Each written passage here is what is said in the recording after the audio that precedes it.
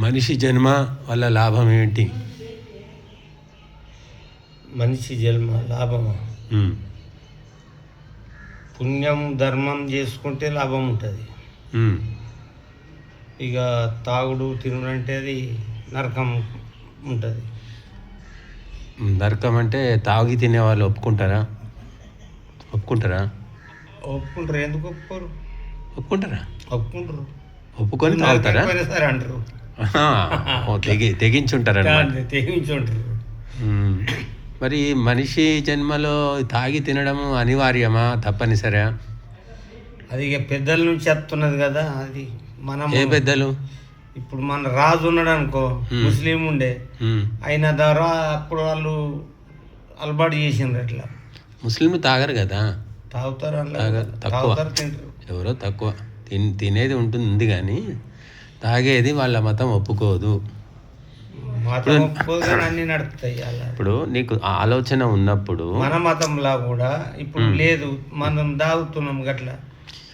ఏ మతంలో లేదు, జీవహింస లేదు, తాగులు లేదు. మతంలో ఉంది, హింస లేదు. ఎందుకు లేదు. ముస్లింలు ఉంది, హింస చేయమనే ఉంది. ఏ మతంలో లేదు. నువ్వు చదివినావా ఖురాను? ఖురాను చదివిన వాళ్ళు చెప్పారు. క్రిస్టియన్ కానీ, బైబుల్లో కానీ, ఖురాన్లో కానీ. అవన్నీ నువ్వు చదవక ఇవన్నీ మాటలు కానీ ఏ మతంలో లేదనేది ఉత్తి మాటలు. అవి మతాలు చెప్తున్నాయి, మన ధర్మమే చెప్పట్లేదు కానీ చేస్తున్నారు. తినాలని ఏ మతంలో లేదు కానీ చెప్పేటోళ్ళు లేరు, తినద్దని అట్లా. తినమని చెప్తుందయ్యా, ఒక భగవద్గీతలో లేదు, మన శాస్త్రాల్లో లేదు. లేకపోయినా మనం తింటున్నాం. వాళ్ళు ఉంది కాబట్టి వాళ్ళు తింటున్నారు, తప్పు లేదు. మీరు లేకపోయినా ఎందుకు తింటున్నారు?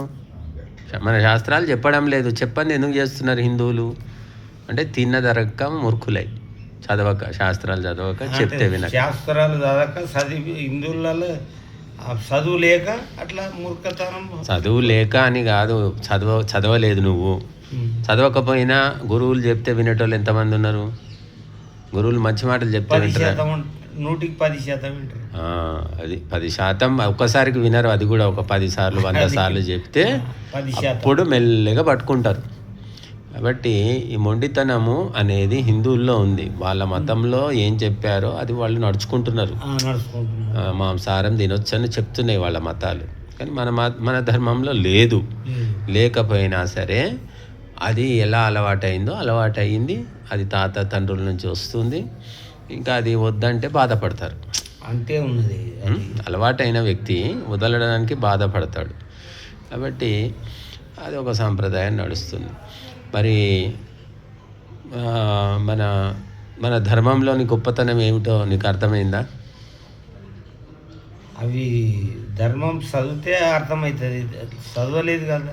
వింటున్నావు కదా ఈ మధ్య ఉపదేశాలు. వింటున్నావు కానీ అది మంచిదే, ధర్మం మంచిదే అది. కానీ చదివితే బాగా ఇప్పుడు మాంసము, మద్యపానం మానేయడం కష్టమా, అలవాటు చేసుకోవడం కష్టమా? మానేసిందే బెటర్. మానేయడం కష్టమా, తేలికనే? మానేయడం తేలిక. మరి తేలికైతే ఎందుకు చేయట్లేదు జనాలందరూ? తేలిక పని ఎందుకు చేయలేకపోతున్నారు? దోస్తాన్లతోటి ఎట్లా పోతున్నది అలా. దోస్తానా అంటే పుట్టగానే దోస్తానా ఉండదు కదా. ఉండదు కానీ మధ్యలో అవుతుంది కదా. మధ్యలో అంటే తల్లిదండ్రులు దగ్గరుండి తాగుడు నేర్పిస్తారా? ఎక్కడైనా ఉందా అట్లాంటి సంప్రదాయాలు? నేర్పరు. తాగుమని తల్లిదండ్రులు ఎవరు చెప్పరా? కొందరు తండ్రి కొడుకు కూర్చొని తాగుతుంటారు కదా. కొద్దిగా తక్కువ అది. మామ అల్లుడు కూర్చొని తాగడం అయితే ఉంది కదా, అది కూడా తక్కువ అని అంటున్నావు నువ్వు చూసిన దాంట్లో తక్కువేమో. తాగేవాళ్ళు తాగుతూనే ఉన్నారు. ఫ్యామిలీ కూర్చొని తాగుతారా లేదా? తాగరు, అందరు తాగరు. ఇప్పుడు మగవాళ్ళ ఎక్కువ తాగేవాళ్ళు, ఆడవాళ్ళ? మగవాళ్ళే. ఆడవాళ్ళు తాగరా? 100కి 10 తాగుతారు. మంచిదా కాదా వాళ్ళు తాగడం? మంచిది కాదు. వాళ్ళు తాగడం మంచిది కాదు. ఒళ్ళు తాగినా మంచిది కాదు. మరి మగవాళ్ళు తాగితే వాళ్ళు కూడా పాపం ఏం చేస్తారు? మరి వాళ్ళ దారిలో వెళ్తున్నారు. పతియే ప్రత్యక్ష దైవం. వాళ్ళు చెప్తారు మత్తుగా, నీళ్ళు వినరు. వాళ్ళు వినరు కాబట్టి వాళ్ళ దారిలో పోతే సరిపోతుంది కదా. ఎవరు? వాళ్ళ భర్తల దారిలో అందరు పోరు అట్లా. 110 మందే పోతారు. వాళ్ళు మంచి వాళ్ళు అంటారు. మంచి వాళ్ళు ఎప్పటికి గారు మద్యము ఒక జీవహింసలు చేసుడు అది మంచిది కానే కాదు. మంచిది కాదు అన్నవే ప్రపంచంలో నడుస్తున్నాయి.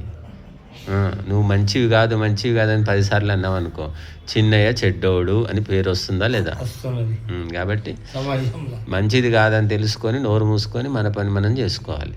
నువ్వు మంచిది కాదని 10 సార్లు చెప్పావనుకో, చిన్నయ్యకు బుద్ధి లేదు, ఇట్లా ప్రచారం చేస్తున్నాడు, నువ్వేమైనా డబ్బులు ఇస్తున్నావా? మా డబ్బులు మా కష్టం, మేము తాగుతాం తింటాం తందనాడుతాం, నువ్వెవరు? మా ఇష్టం, నువ్వు అనడానికే వీల్లేదు అంటున్నారు. ఇది ప్రజాస్వామ్యం.